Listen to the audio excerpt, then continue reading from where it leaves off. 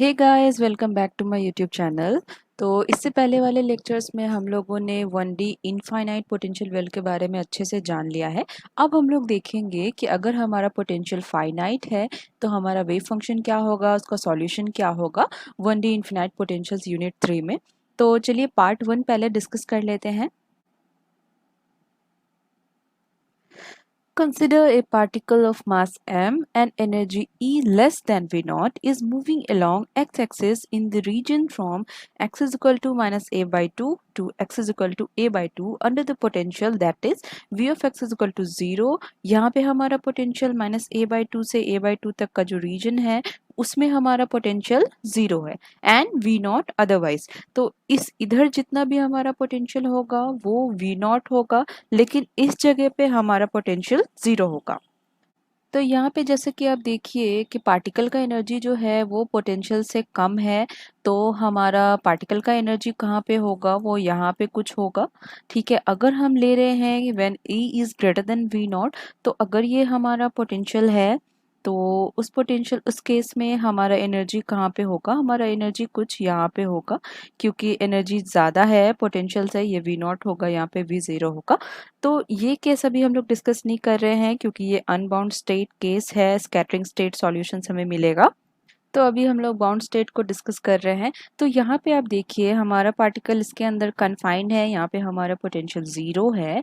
तो अब हम लोग क्या करेंगे, अब हम लोग देखेंगे कि अगर ये हमारा रीजन 1 है, ये 2 है और ये 3 है, तो आप देखिए यहाँ पे क्योंकि ये पोटेंशियल जो है वो फाइनाइट है, तो हो सकता है कि पार्टिकल हमारा इस रीजन में भी हो, इस रीजन में भी हो, और इस रीजन में तो हमारा पार्टिकल है ही।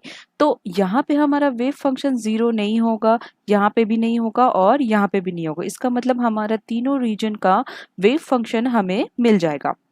ऐसा इसलिए हो रहा है क्योंकि हो सकता है कि पार्टिकल इसको पेनिट्रेट कर दे, क्योंकि ये फाइनाइट पोटेंशियल वेल है। हो सकता है पार्टिकल पेनिट्रेट करके इधर चले जाए या इस रीजन में चले जाए, क्योंकि यहाँ पे इनफाइनाइट का बात नहीं हो रहा है, इनफिनाइट रीजन में पेनिट्रेशन का कोई सवाल नहीं था, लेकिन यहाँ पे पेनिट्रेशन हो सकता है, इसीलिए हमारा वेव फंक्शन इस तीनों रीजन में होगा। तो चलिए देखते हैं वेव फंक्शन कैसे आ रहा है हमारा। तो ये हमारा स्कीमेटिक डायग्राम है 1D इनफाइनाइट पोटेंशियल वेल का, जिसमें कि ये मैंने रीजन 1 माना है, ये रीजन 2 है, ये रीजन 3 है, ये साई 1 है, साई 2 है और ये साई 3 है। तो आप देखिए तीनों ही रीजन में हमारा वेव फंक्शन 0 नहीं है, क्योंकि इधर भी हमारा पार्टिकल हो सकता है, यहाँ भी हो सकता है, यहाँ भी हो सकता है। तो ये हमारा पार्टिकल कहाँ कन्फाइंड था, पहले V नॉट है ये, और माइनस a बाई 2 से a बाई 2 तक। तो अब हम लोग वेव फंक्शन निकालना चाहते हैं, तो वेव फंक्शन निकालने के लिए श्रोडिंगर वेव इक्वेशन अप्लाई करना होगा। The time independent 1D Schrodinger equation in 3 region can be written as. Region 1 के लिए हम लोग श्रोडिंगर इक्वेशन लिख रहे हैं, कैसे लिखेंगे, minus H cut square by 2m d2 psi 1 by D X square plus V not psi equal to E1। तो यहाँ पे हमारा पोटेंशियल V नॉट है, तो हम लोग यहाँ पे सीधा V नॉट लिख देंगे। अब रीजन 2 में आप देखिए हमारा पोटेंशियल 0 है, तो रीजन 2 का श्रोडिंगर इक्वेशन हम लोग कैसे लिखेंगे, minus H cut square divided by 2m d2 psi 1, यहाँ पे साई 2 होगा, d2 साई 2 dx स्क्वायर, और पोटेंशियल हमारा 0 है तो ये सारा वैल्यू 0 हो गया, is equal to Sai E2। तो रीजन 3 के लिए हम लोग क्या लिखेंगे, यहाँ पे भी हमारा पोटेंशियल V नॉट है, तो सेम हो जाएगा, रीजन 1 और रीजन 3 हमारा सेम हो गया। अब हम लोग क्या करेंगे, एज्यूम करेंगे, assuming alpha square is equal to 2m in bracket V not minus E divided by H cut square and beta square is equal to 2me divided by H cut square. तो ये दोनों condition हम लोग मान लेंगे ताकि हमें solution निकालने में ज़्यादा परेशानी ना हो। तो अगर आप देखिएगा तो minus H cut square divided by 2m को हम लोग राइट साइड में ले जाएंगे, उसके बाद राइट साइड में फिर लेफ्ट साइड लाके इसको अगर माइनस करेंगे तो हमें ये क्वांटिटी मिलेगा। तो इस पूरे क्वांटिटी को हमने अल्फा स्क्वायर माना है और इसको बीटा स्क्वायर, यहाँ से हमें बीटा मिलेगा, यहाँ से हमें अल्फा मिलेगा। Now equation 1, 2 and 3 can be written as, अगर हम लोग 1, 2, 3 अब ये वैल्यूज पुट करेंगे तो हमें क्या मिलेगा, d2 psi 1 dx by D X square minus alpha square Sai 1, और रीजन 2 के लिए क्या मिलेगा, d2 Sai 2 by D X square plus beta square Sai 2, और ये हमारा साई 3 हो गया। ये दोनों रीजन हमारा सेम हो जाएगा, रीजन 1 एंड रीजन 3।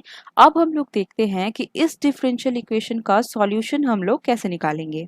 तो अगर आपको याद होगा तो ग्रेजुएशन लेवल पे आपने डिफरेंशियल इक्वेशन को सॉल्व करने का एक मेथड सीखा होगा, ऑक्सिलरी इक्वेशन निकाल के उसका रूट्स निकाल के फिर हम लोग उस इक्वेशन का सॉल्यूशन निकालते हैं। तो यहाँ पे देखिए, since we know that if the differential equation is in the form of, अगर इस फॉर्म में हमारा डिफरेंशियल इक्वेशन है और उसमें k1 k2 हमारा कांस्टेंट है और d हम dy dx ले रहे हैं, तो हम लोग उसका सॉल्यूशन निकालते थे, उसके बाद हमें रूट्स मिलता था और इस रूट्स के तौर पे हम लोग देखते थे कि उस इक्वेशन का सॉल्यूशन कैसे होगा। तो इस रूप में हम लोग लिख रहे हैं जिसमें कि d जो हमारा है dy dx है और ये हमारा ऑक्सिलरी इक्वेशन है। Now solving this auxiliary equation we get the roots, d is equal to m1 m2 m3 are the roots. तो अगर रूट्स हमें मिलता था तो उसके बाद हम लोग कैसे सॉल्यूशन लिखते थे, चलिए देखते हैं। तो जिस तरह का हमारा रूट होता है ऑक्सिलरी इक्वेशन का, उसी तरह का हम लोग को सॉल्यूशन मिलता है। तो यहाँ पे आप देखिए, आपने पढ़ा होगा इसको, अगर m1 m2 m3 रूट्स है जो कि रियल है और डिफरेंट है एक दूसरे से, ये अलग अलग है, जैसे कि ये 1 है 2 है 3 है, तो इसका सॉल्यूशन हम लोग कैसे लिखते थे, y is equal to c1 e to the power m1x plus c2 e to the power m2x plus c3 e to the power m3x। तो ये इक्वेशन का यूज होने वाला है, आप इसको याद रखिएगा। Now if three roots are real और जिसमें कि m1 और m2 हमारा इक्वल है, ठीक है, तो m1 m1 यहाँ पे मैंने लिख दिया जिसके वजह से ये पता चलेगा कि ये दोनों इक्वल है। तो इसका हम लोग इक्वेशन कैसे लिखते थे, y is equal to c1 plus c2 in bracket to the power m1x, ठीक है, और c3 लिखते थे हम लोग plus c3 e to the power m3x। तो अगर ये दोनों रूट्स इक्वल होता था तो हम दोनों एक ब्रैकेट में लिख के m1 उसका पावर करते थे m1x। सो अगर हमारे पास 4 रूट है जिसमें कि 3 रूट हमारा इक्वल है और वो रियल है, तो हम लोग लिखते थे y is equal to c1 plus c2x plus c3x square e to the power m1x plus c4 e to the power m4x। तो ये हमारा निकल गया अगर हमें 4 रूट है और 3 रूट आपस में इक्वल है। अब बात आती है कि अगर हमारा 2 रूट इमेजिनरी है और तीसरा रूट रियल है, तो हम लोग कैसे लिखते थे, y is equal to c1 cos bx plus c2 sin bx e to the power ax plus c3 e to the power m3x। तो यहाँ पे a जो है वो ये है, हमारा रियल पार्ट है।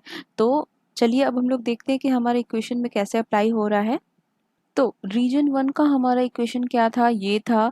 अब इसका ऑक्सिलरी इक्वेशन हम लोग लिखेंगे D square minus alpha square equal to 0। तो डी का वैल्यू हमें क्या मिला, ये 2 रूट मिल गया हमें प्लस माइनस अल्फा। तो इसका सॉल्यूशन हम लोग कैसे लिखेंगे, sine of X is equal to A E to the power alpha X plus B E to the power minus alpha X. ये सॉल्यूशन जैसे हमारा आया था उसी हिसाब से हमने ये सॉल्यूशन लिखा है। जो ये जो रीजन था हमारा वो x is less than equal to minus A by 2 का रीजन का सॉल्यूशन हमें निकल के आ गया, वेव फंक्शन हमें मिल गया। रीजन 2 का क्या है, यहाँ पे प्लस बीटा स्क्वायर है, यहाँ पे आप देखिए तो इसका ऑक्सिलरी इक्वेशन क्या होगा, D square is equal to minus beta square. आप यहाँ पे देखिए ये इमेजिनरी आ रहा है हमारे पास, ठीक है, यहाँ पे कोई रियल नहीं है, यहाँ पे रियल पार्ट हमारा 0 है लेकिन प्लस माइनस आई बीटा आया है। तो इसका कंडीशन हम लोग कैसे लिखेंगे, ये फोर्थ पॉइंट जो है उससे लिखेंगे। देखिए psi two of X is equal to cos C cos beta X plus D sine beta X. यहाँ पे e to the power A X जो है, a का वैल्यू हमारा 0 हो गया। तो आप जानते हैं कि e to the power 0 is equal to 1 होता है। अगर तो साई 2 हमारा ये हो जाएगा, ठीक है। अब रीजन 3 के लिए भी वही होगा जो रीजन 1 के लिए था। तो इसमें हम लोग लिखेंगे psi 3 of X is equal to F E to the power minus alpha X plus G E to the power alpha X. तो अब हम लोग अप्लाई करेंगे बाउंड्री कंडीशन। तो देखिए यहाँ पे फर्स्ट कंडीशन क्या है, psi X tend to 0 at X is equal to plus minus infinity. तो अगर ये रीजन 1 है, ये रीजन 2 है, रीजन 3 है, तो अगर हम इधर से मेजर कर रहे हैं जो हमारा साई 1 रीजन 1 का वेव फंक्शन है वो इक्वल होगा रीजन 2 के वेव फंक्शन से इस पॉइंट पे, ठीक है। और अगर हम लोग a बाई 2 पॉइंट पे ले रहे हैं तो साई 2 जो है हमारा वो रीजन 2 का वेव फंक्शन रीजन 3 के वेव फंक्शन से इक्वल होगा, कॉन्टिन्यूअस होगा इस पॉइंट पे माइनस a बाई 2। तो ये पॉइंट पे हमारा वेव फंक्शन कॉन्टिन्यूअस होना चाहिए। और एक कंडीशन है D psi by D X are continuous, क्योंकि इसका स्लोप भी हमारा कॉन्टिन्यूस होना चाहिए। मैं आपको याद दिला दूं, अगर हम लोग इनफाइनाइट पोटेंशियल वेल का बात करते थे तो उसमें हमारा पोटेंशियल जंप जो है वो इन्फिनिटी तक होता था, तो उसमें हम लोग ये कंडीशन अप्लाई नहीं करते थे। लेकिन अगर हमारा पोटेंशियल फाइनाइट हो गया है, ठीक है, तो उसका स्लोप भी जो होगा वो भी कॉन्टिन्यूस होना चाहिए, यानी कि यहाँ पे जो स्लोप है वो इसके इक्वल होगा, रीजन 1 और रीजन 2 के इक्वल होगा। वो ऐसे फॉर्म नहीं करेगा, कोई भी कॉर्नर फॉर्म नहीं करेगा, बहुत स्मूथली ऐसे जाएगा, ठीक है। तो अगर हम लोग फर्स्ट कंडीशन अप्लाई करते हैं तो हमें क्या मिल रहा है, यहाँ पे मैं शॉर्टकट में लिखती हूँ। अगर आपको डाउट है तो आप इसे कॉपी में एक बार ट्राई कर ले। तो हमें क्या मिलेगा, using the first condition we get b is equal to 0 and g is equal to 0। तो b हमारा 0 हो गया है, g हमारा 0 हो गया है। तो यहाँ पे आप देखिए ये जो है b 0 हो गया है और g 0 हो गया है, तो हमारा रीजन 2 में कोई असर नहीं पड़ा है, तो दो रीजन में हमारा ये बच जाएगा और रीजन 3 में ये बच जाएगा। तो यहाँ पे आ जाएगा साई 1 हमारा क्या हो जाएगा, a to the power alpha X, psi 2 is equal to cos c cos beta X plus d sine beta X. ये बीच वाले रीजन का है, रीजन 2, और ये रीजन 1 है, ये रीजन 3 है। Psi 3 is equal to F E to the power minus alpha X. तो ये हमारा तीन wave acceptable wave equation wave function हमें मिल गया। यहाँ पे आप एक चीज ध्यान दीजिए, अगर हम मान लेते हैं कि ये हमारा ओरिजिन है, तो आप देखिए कि यहाँ पे जो हमारा वेव फंक्शन होगा इस रीजन में, और इस रीजन में जो हमारा वेव फंक्शन होगा वो होगा psi of minus X is equal to psi of X. तो आप देखिए कि ये जो पोटेंशियल है वो हमारा सिमेट्रिक है, ठीक है। तो यहाँ पे हमारा पोटेंशियल सिमेट्रिक हो गया, that is v of minus x. अगर हम लोग करते हैं तो हमें v ऑफ x मिलता है, यही कंडीशन है हमारा सिमेट्रिक पोटेंशियल का। तो और अगर हम वेव फंक्शन के रूप में देखते हैं तो psi of minus X is equal to psi of X होता है। तो ये हो गया हमारा सिमेट्रिक पोटेंशियल। तो अब हमें क्या मिलेगा, अब हमें डेफिनेट पैरिटी का सॉल्यूशन मिलेगा, या तो इवन होगा या तो ऑड पैरिटी का होगा या इवन पैरिटी का होगा। तो चलिए अब देखते हैं। So, since the particle is moving under a symmetric potential, then the wave function of the particle should have a definite parity, that is either even or odd. जब एक पार्टिकल सिमेट्रिक पोटेंशियल में move करता है तो particle का जो wave function होता है या तो वो इवन पैरिटी का हो सकता है या ऑड पैरिटी का।